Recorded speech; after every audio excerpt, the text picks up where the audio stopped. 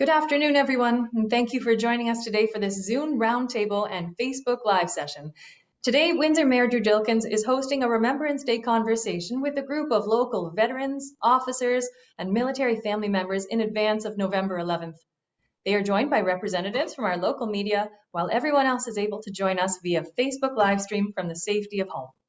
Mayor Dilkens will provide some introductory remarks momentarily, followed by a conversation with today's panelists. We will conclude with questions from the media.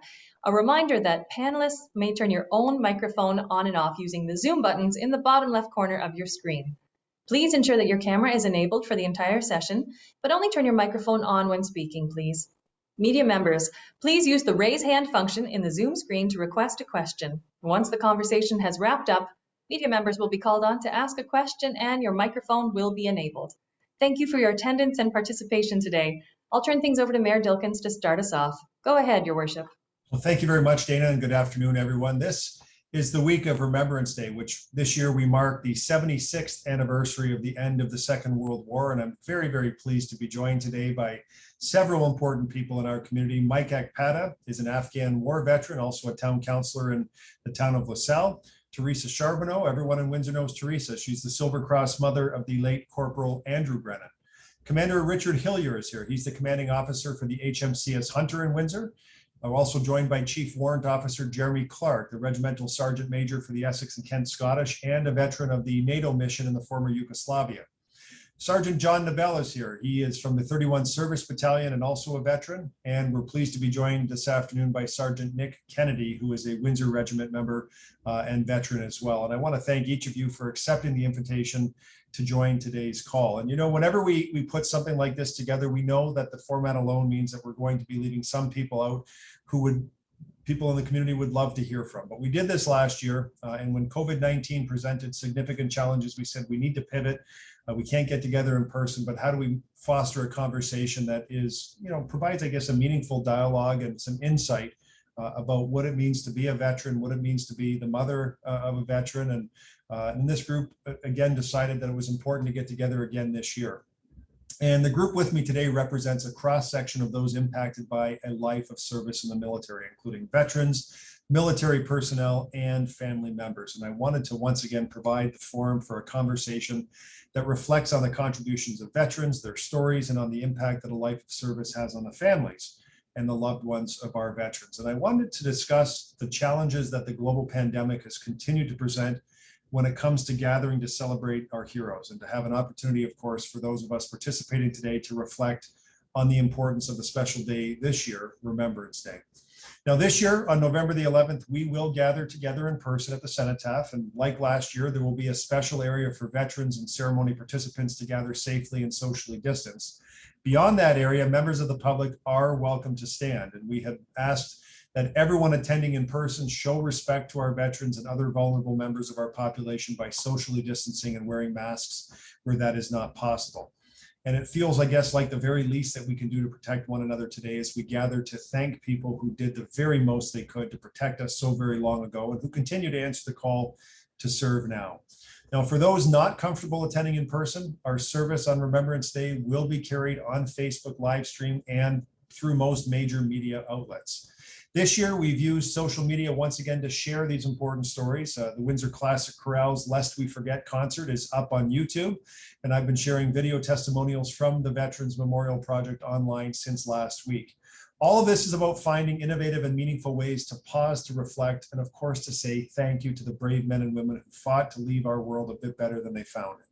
And we would certainly not be here without them. And that's what this conversation is about today, recreating some of the connection that we usually feel at our Remembrance Day events as a way of being together. And to that end, I'd like to welcome all of you joining me today. And rather than doing a formal roundtable introduction, we'll dive right into our talk, and you can provide some details on what brings you to this discussion as we go along. And this is really free-flowing conversation. I've got a few questions that I can refer to, but really I'd rather have to not look at the script and just basically have a great conversation with those who are on the line. And we pay tribute each and every year to the military personnel who served during times of war and peace, commemorating the moments that they laid down their lives in the name of freedom. And I think for those who live in Windsor, the streets, when you drive around this city, they name some of the key battles that have helped define us, whether it's Vimy and Dieppe, Somme, Ypres, Lens, just to name a few. And these are all battles that have formed chapters of our community's story.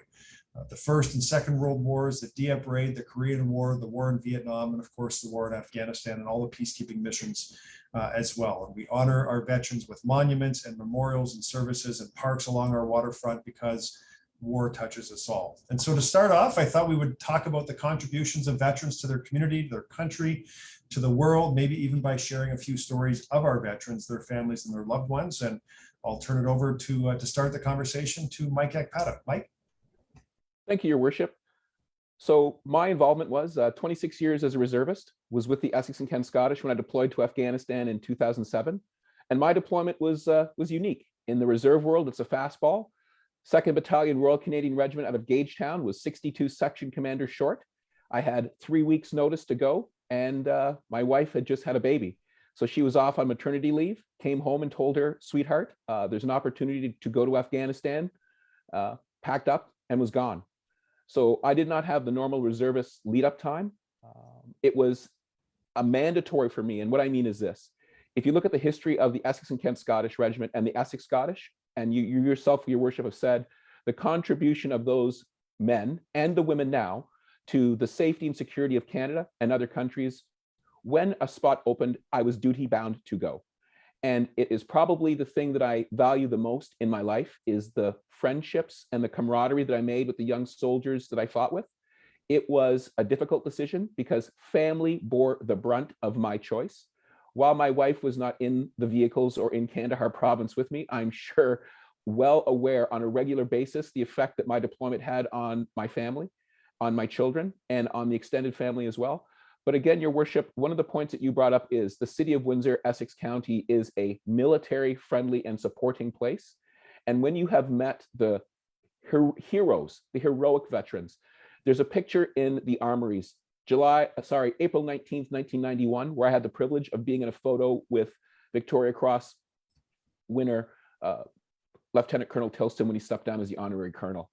When you meet someone like that and have an opportunity to speak with all of the senior veterans, I call them, when your time comes, you go, because it's your duty to do, because what we have to protect is the Canadian way of life and the peace that we have in this country, and specifically in Windsor and Essex County, Your Worship.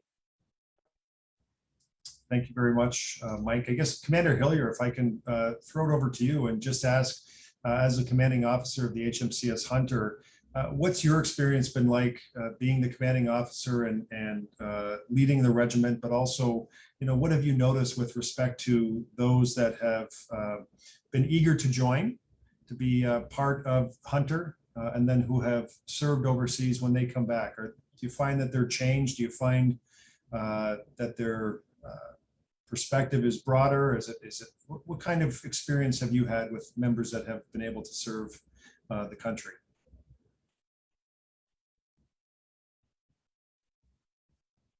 You just unmute, Commander. Sorry, Commander, you're just unmute. Yeah, my experience has been quite broad with that, in that range, and that I've been associated with the Navy for a long time, both regular force and reserve.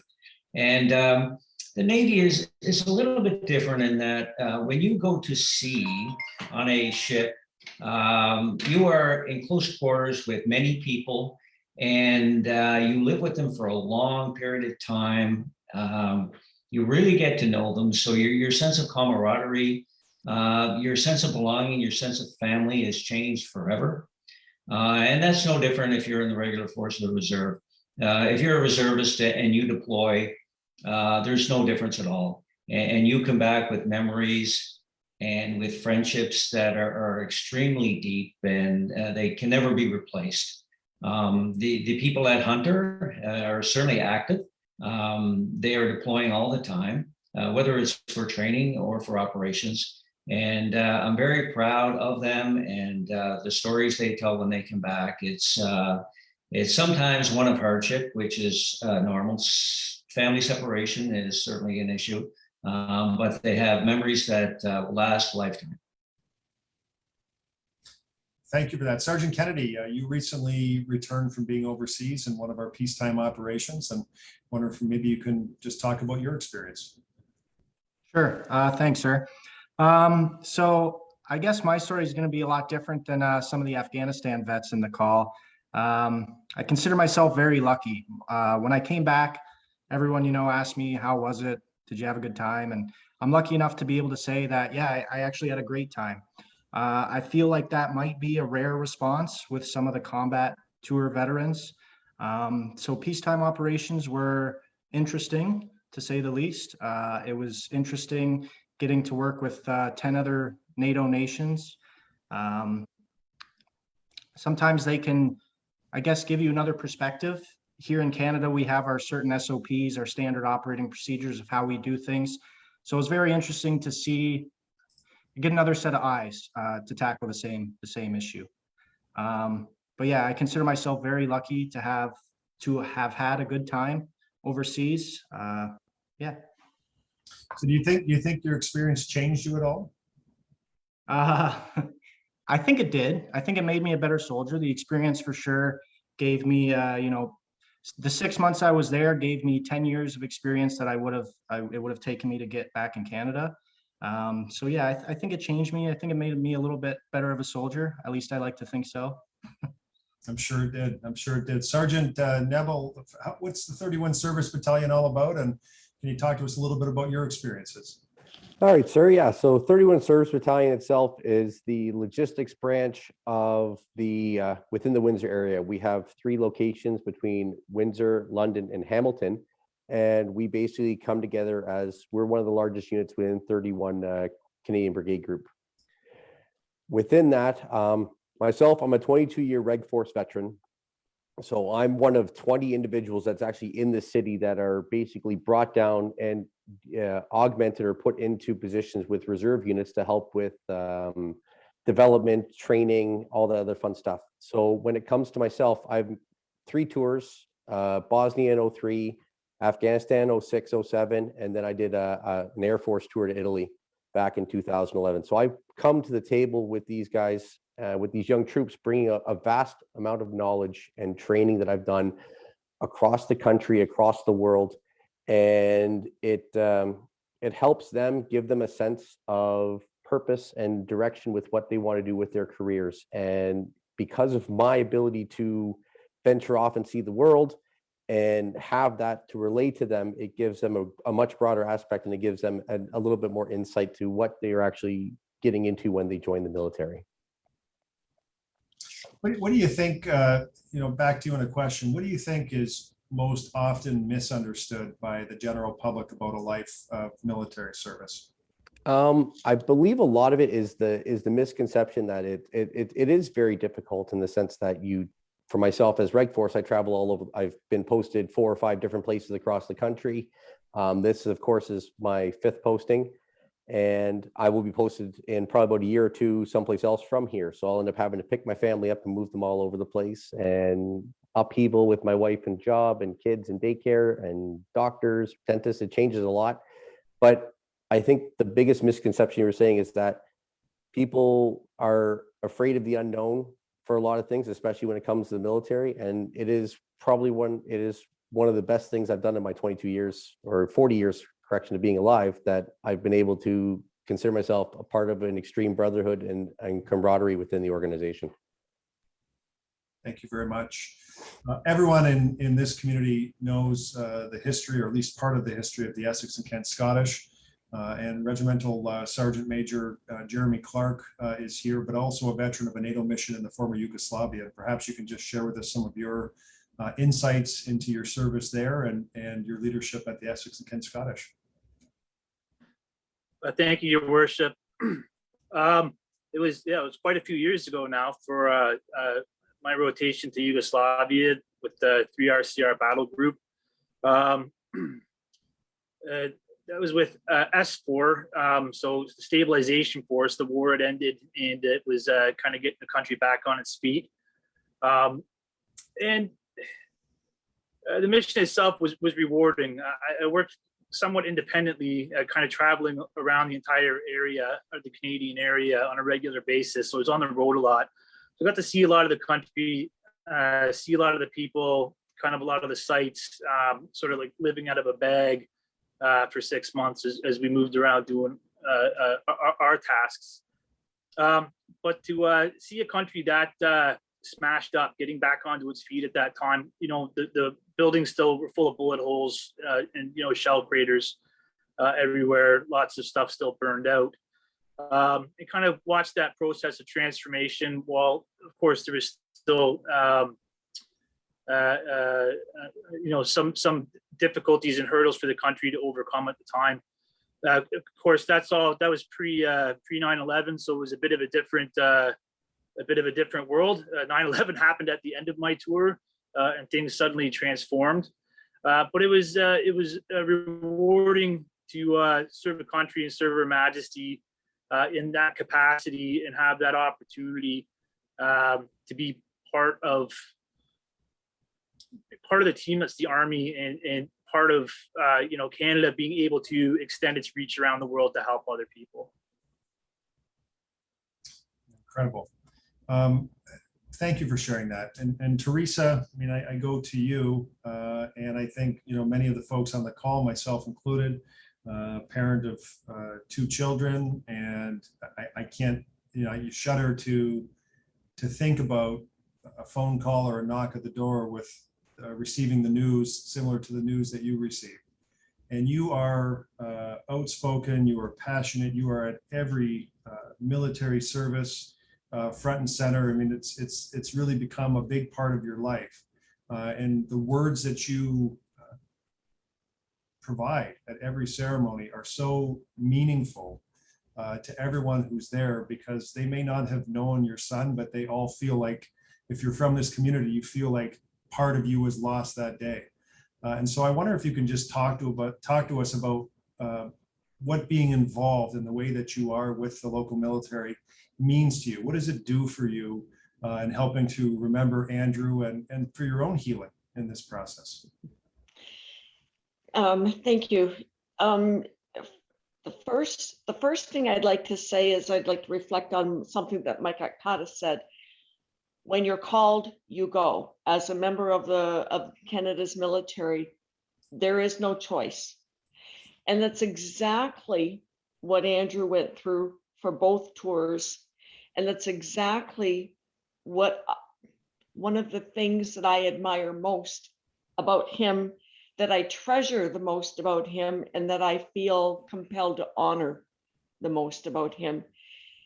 Being a family member left behind is difficult, but would I change it today if I could? No.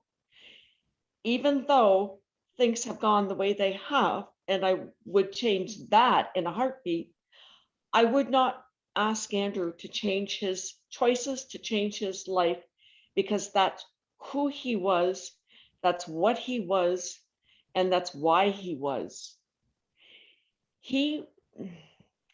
That it was his calling and his choice to do what he did makes me one of the proudest Canadians, I think. I know there are several in my circumstances, but would I change it? No. My suffering is minimal to what his would have been had he not done what he did. He just, like Mike said, you've got to go, not because you're commanded to, not because you're ordered to, but because it's who you are, it's what you are, and it's what you do. Secondary to that, in the past 13 years, I have become, as much as before his death, I was a proud Canadian, proud to know the military in the small sense that I knew it. But in the past 13 years, I have, let me use the word, blossomed, because of Andrew's connection to the military, because of his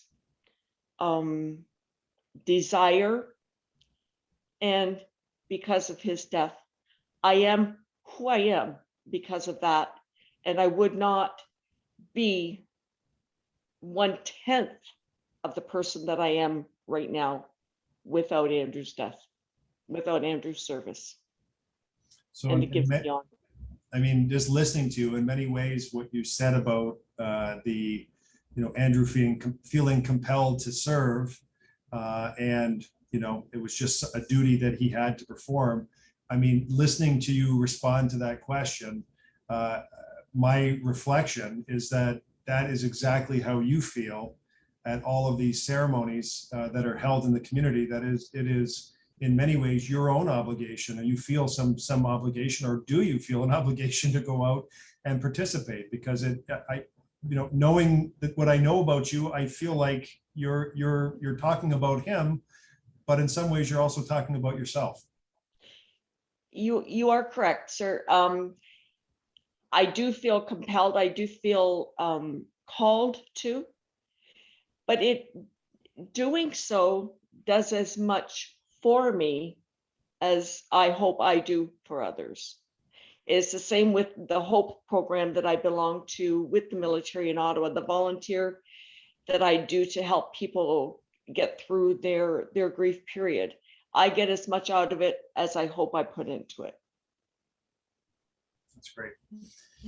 Mike, if I can go back to Master Corporal like Paddock, and I have heard you many times in the community, and you're an extremely articulate speaker, and you've spoken a lot about soldiers and PTSD. And last year at the Remembrance Day ceremony, sometimes you get tired is the wrong word, but you don't want to just read the speech that's put in front of you. So I wrote a poem that basically talked about a soldier who had PTSD and how the whole community rallied behind this person when he came home and was having a difficult time getting back on his feet. And so you've spoken very passionately and articulately about a soldier's PTSD, perhaps challenges that you've had in your own life after serving. And I wonder if you can just talk to us a little bit about PTSD, about what the impact of war has on a person, and the types of support that you feel the community provides when you've come home. Of course, Your Worship. So combat changes everyone. Until the rounds start to come at you, you don't know what you're going to do. We trained and trained and trained. My entire life was training for my deployment. And until the first RPG went across the hood of my RG-31, and I knew there were some people who were not happy with my presence and wanted to do me harm, I did not know how I was going to react. The feelings that soldiers may face, and I'll speak about myself. I was a Windsor police officer. I had seen, unfortunately, the dark underbelly of what transpires in Canadian cities. I was not surprised when I got to Afghanistan and things started to happen. Probably, and I say this respectfully, the largest gut punch I took were days where Canadian soldiers fell. 22 soldiers fell on my tour, and they were young, Your Worship. Dallas Curran has become a good friend. He's with 2RCR. He turned 19 in Afghanistan.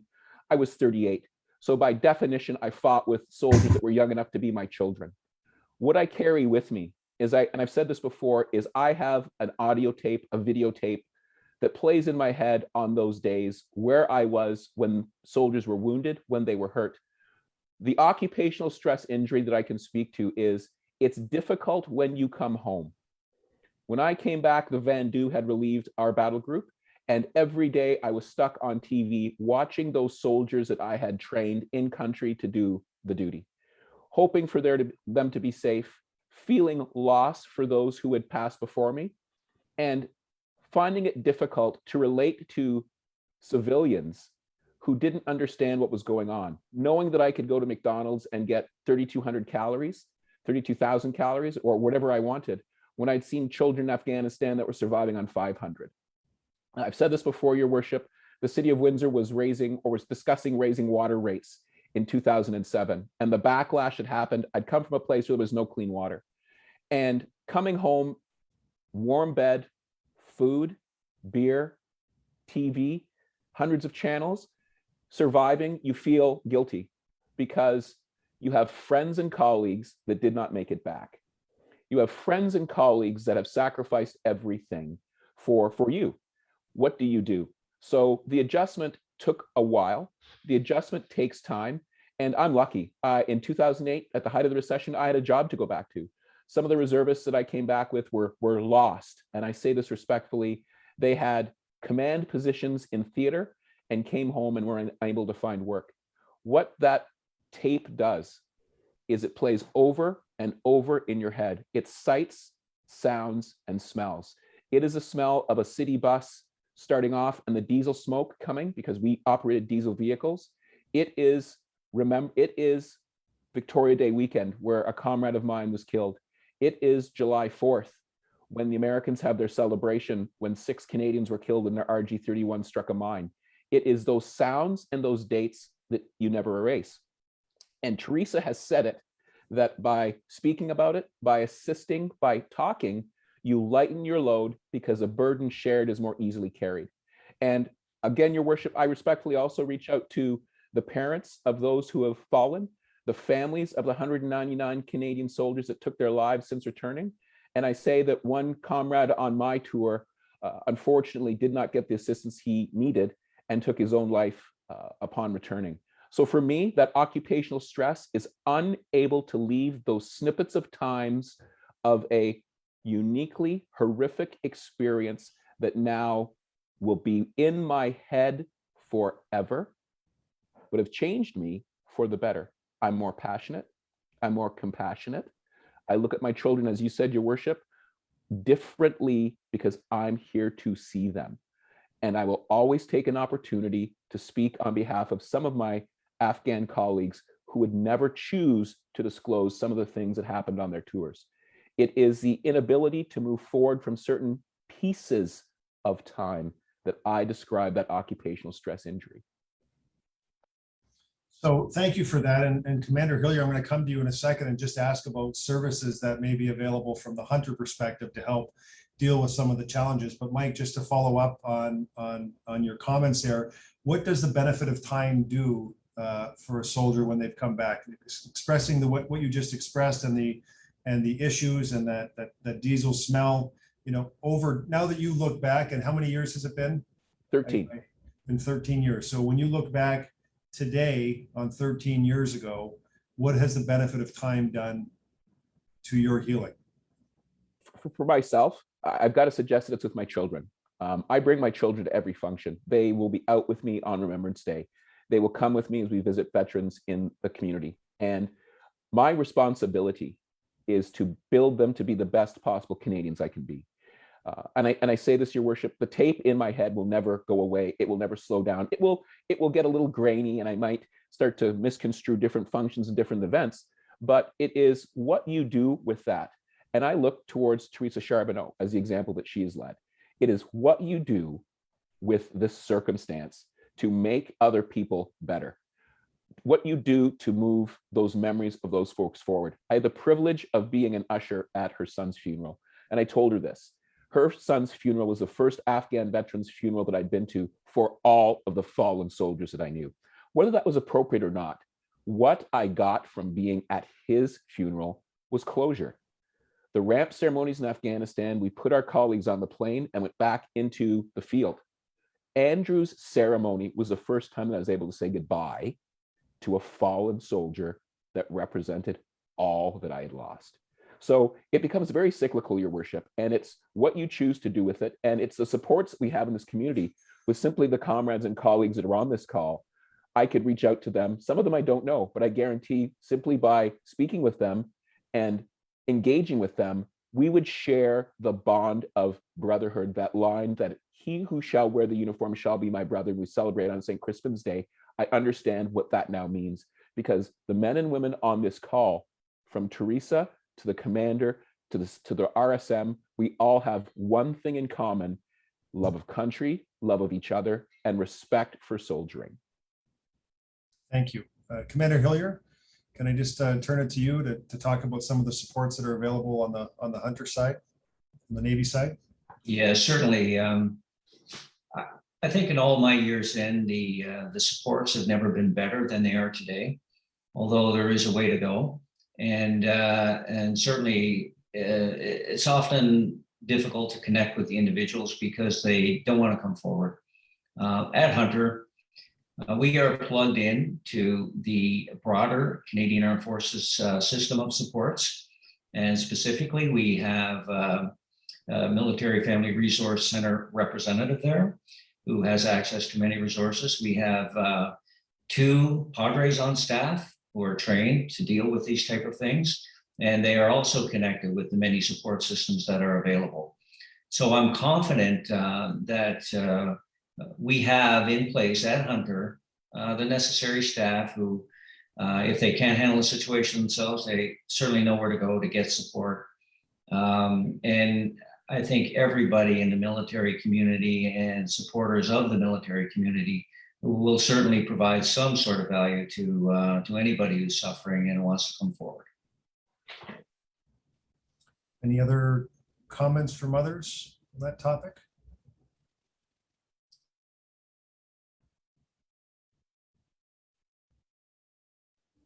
Okay, Teresa? Sure, yes.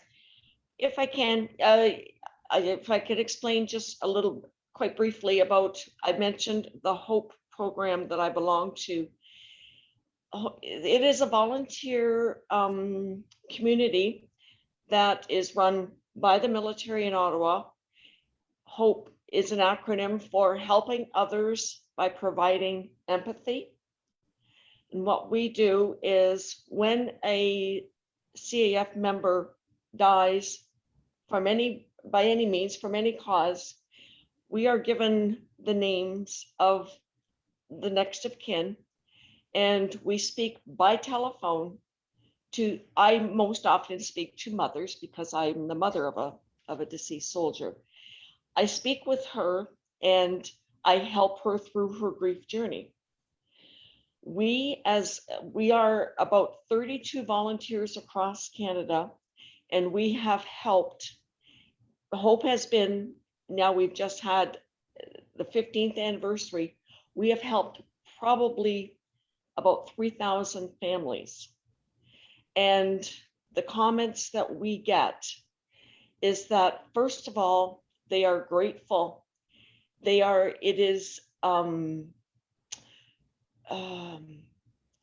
cannot, the help that we give them is like no other, because we have been exactly where they are now, and we show them where they can be in the due process of their grief journey.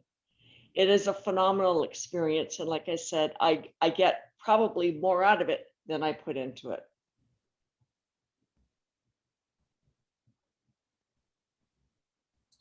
So if I can go to Chief Warrant Officer Jeremy Clark and just, I guess ask for your perspectives on Remembrance Day.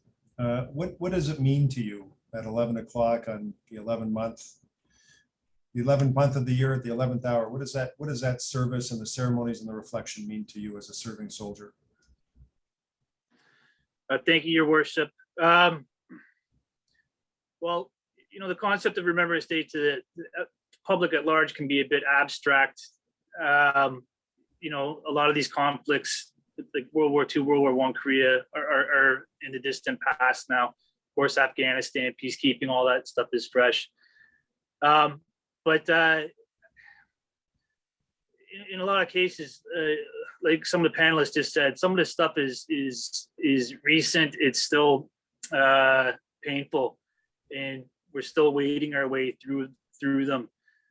Myself, I've buried 3 people from my regiment, my former regiment, over the years, and been to a few other funerals that were service connected as well. So on the 11th, it's our time to stand there and do our bit to take that time to remember the fallen and to kind of process those who've gone more recently, by whatever those means are, whether they were simply old comrades passing away or had died, been taken from us at a younger age by whatever means they were, sometimes suicide, sometimes violent acts.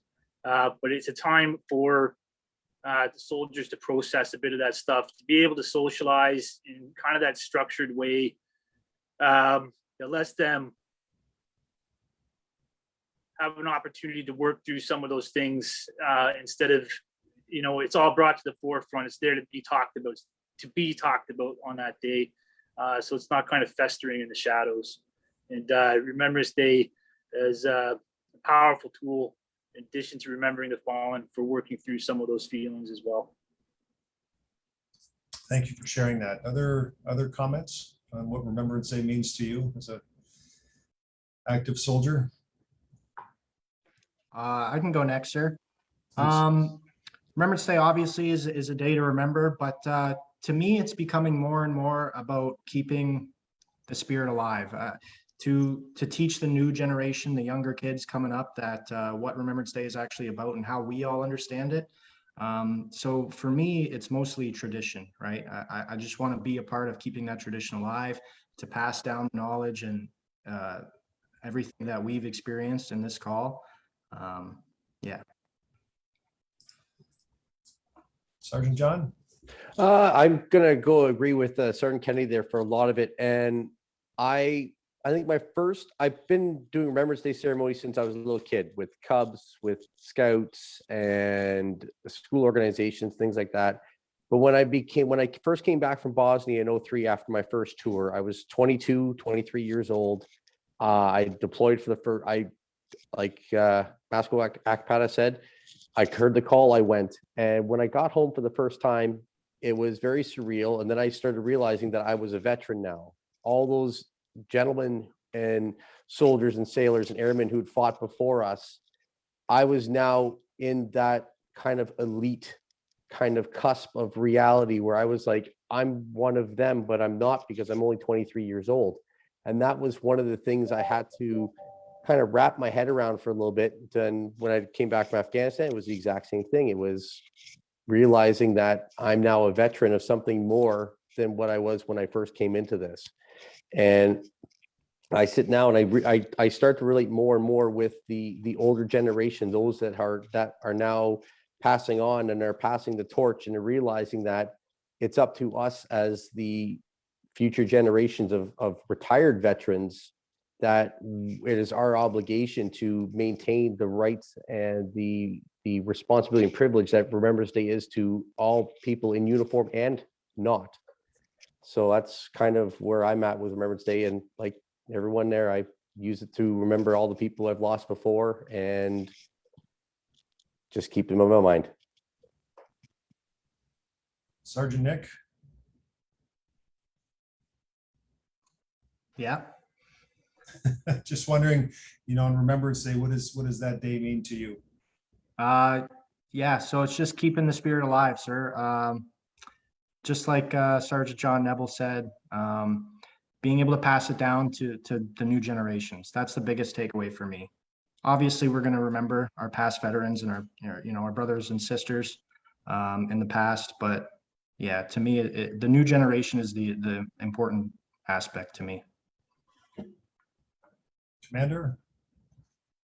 Same question. Yeah, it's hard to add anything different to what I've heard so far, Your Worship. Remembrance Day definitely is a special day, I think, for anybody who's served. And I'm pleased to say that it's more robust now than it's ever been, and I think ever. We seem to value it certainly more and more over the years, and I'd like to keep that momentum going. And I couldn't not mention that this year is the 30th anniversary of the first Gulf War, and it's often the forgotten war, and some of the veterans that served there feel like that.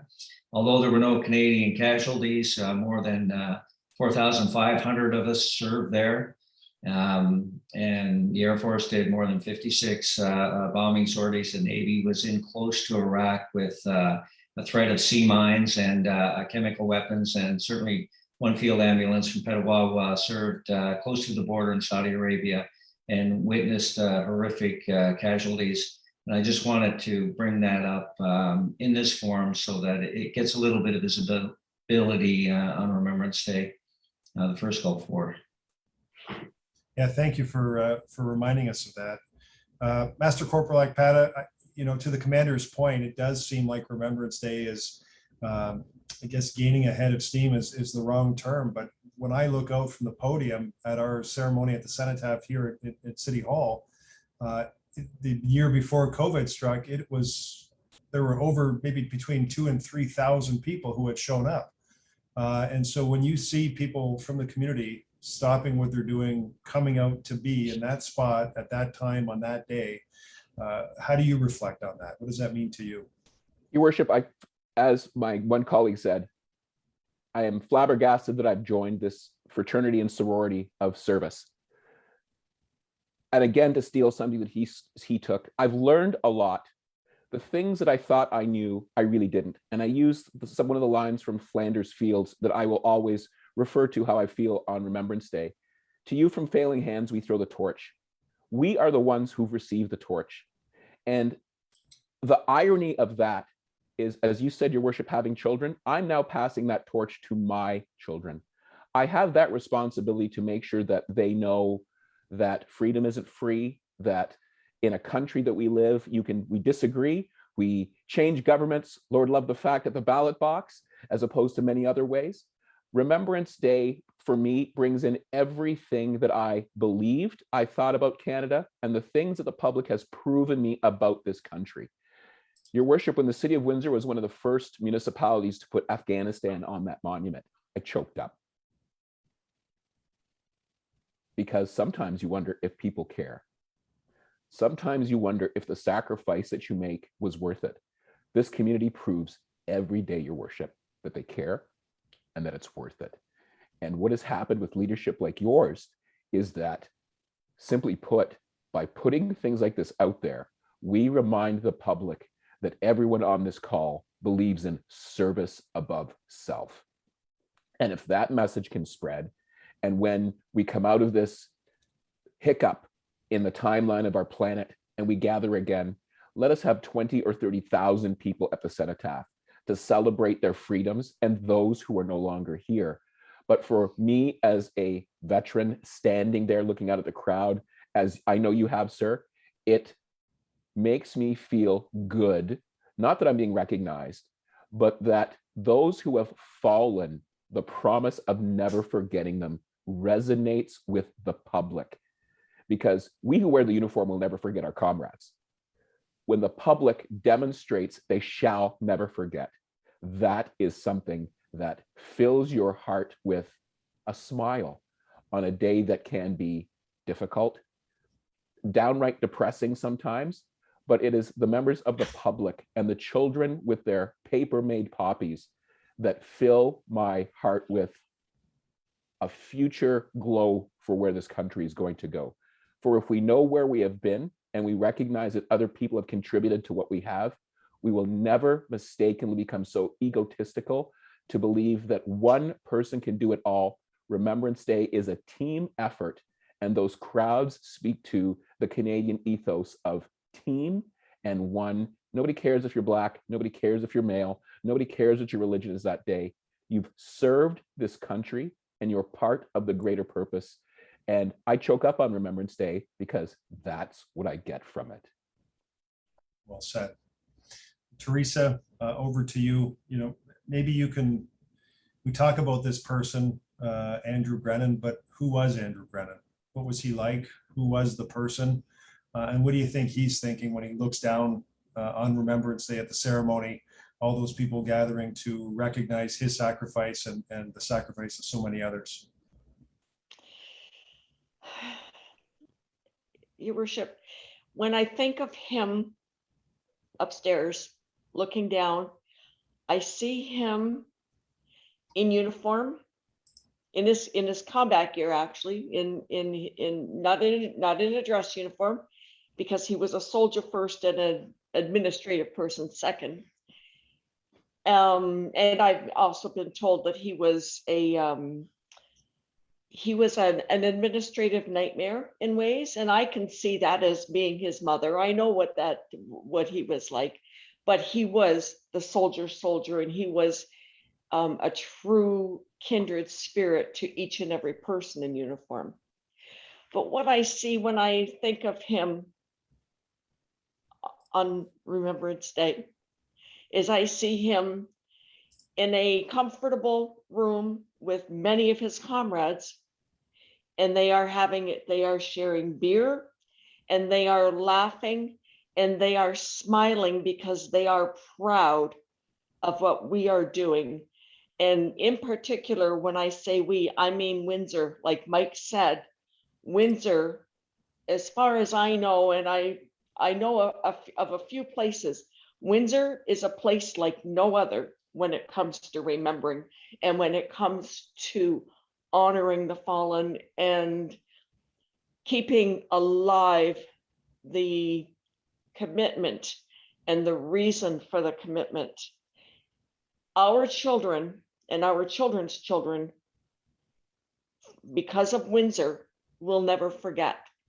They will learn, they will themselves commemorate, they will themselves do better because of what we will teach them. One of the things, if I may comment, when I was getting my words ready, I noticed myself every time I write the word veteran, it doesn't matter where it is in the sentence, it always gets a capital. And the last time I wrote it, I looked and I thought, you know what? When in old school, when we learned grammar, a capital letter is for a proper name. And you know what? Veteran is a proper name. I won't explain much more, but a veteran, the word veteran definitely needs a capital letter, definitely gets a capital letter in each and every one of our hearts. Well, thank you for that. And thank you for sharing that story, for being at all of the events, for sharing Andrew's story and what he would be thinking on November the 11th. We'll all think of him and all of our other soldiers that have gone before him and after him on that particular day. And to all of you who are serving, who are on the call, thank you for being here. Thank you for sharing your stories. Thank you for all that you do on behalf of everyone in this city, in this country. I'm super grateful, as is everybody in this community, for the sacrifices that you made and for fighting for democracy and freedom. And as Mike said, rightfully, freedom is not free. There is a price to be paid, and Andrew Brennan was the perfect example of that ultimate sacrifice. So thank you. And Remembrance Day really is about stories and honor, and it's time for our veterans to speak and really for the rest of us to listen. And it's my hope that in Windsor, we all remember that as we join together at our cenotaph to pay our respects, that some things are more important than the pandemic, and they're certainly bigger than our personal discomfort. And some things simply matter more, and Remembrance Day is one of them. Thank you all for being here. Look forward to seeing you on this November 11th at the cenotaph. And again, thank you for all that you do.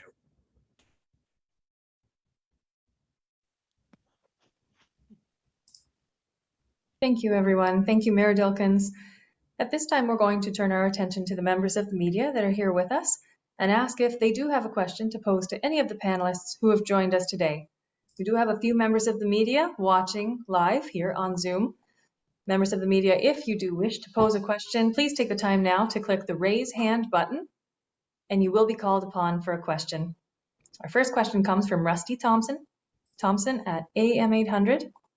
Rusty, go ahead. Your microphone should be enabled. Sure. I'm just going to open this up to everybody who's ever feels like answering this one. But just listening to some of your comments over the last little bit during this chat, just the focus on that, the torch is being passed from generation to generation. And I'm of that generation that grew up with World War II veterans, Korean War veterans as the example, basically the symbol of what Remembrance Day was. But now you guys are representing a new generation.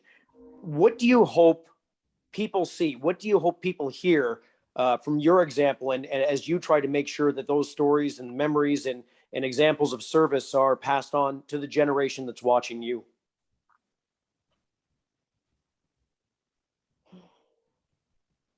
Thank you, Rusty. Any of the members of our panel, feel free to answer, and even a few answers to his question like that, I think would be appropriate. Your worship, if you don't mind. Here's what I want them to see. I want them to see that all age, young folks, people who stood in the shoes of those who've gone before us. We are not new as veterans. There's always a transition, and maybe one day the transition will stop. I don't see that coming. I don't see people changing what they do. So what I'd like to see happen is I'd like to see us recognized as the newer ones who have followed the example set by the senior veterans, as you said, World War II and Korea, but we are following them with hearts filled with pride. They are the ones who brought us to understand what our regiments were. They are the ones who brought us to understand everything else as it relates to what we do. And we have an obligation to them to make sure that as we pass forward what they taught us about pride, what they taught us about self-sacrifice, and everything else is continued forward.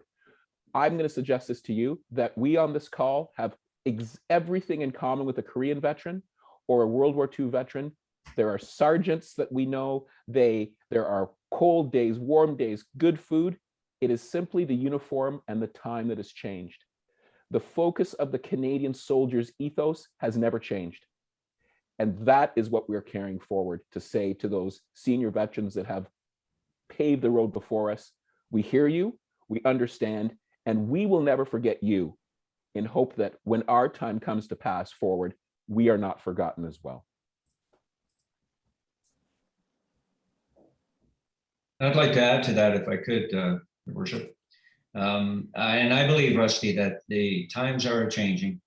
Certainly when I talk to people at the high school level, they're talking about Bosnia, Afghanistan especially.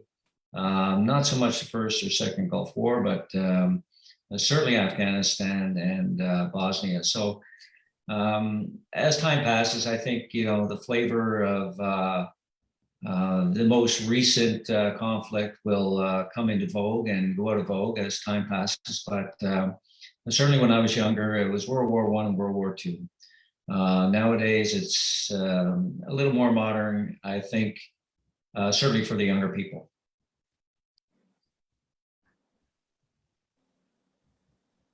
Thank you. Sergeant Neville, did you have something to add as well? No, I was actually just kind of agreeing with what Mike was saying there with reference to just being the next lineage, the next in line of holding on to the beliefs that we have that have been passed down to us from all other veterans, and that we maintain and we carry it on, and we continue moving. We continue, the football term, moving the yardstick further down the line and ensuring that everyone that comes after us is well versed in everything that we have done up to then, and then from the past till now as well.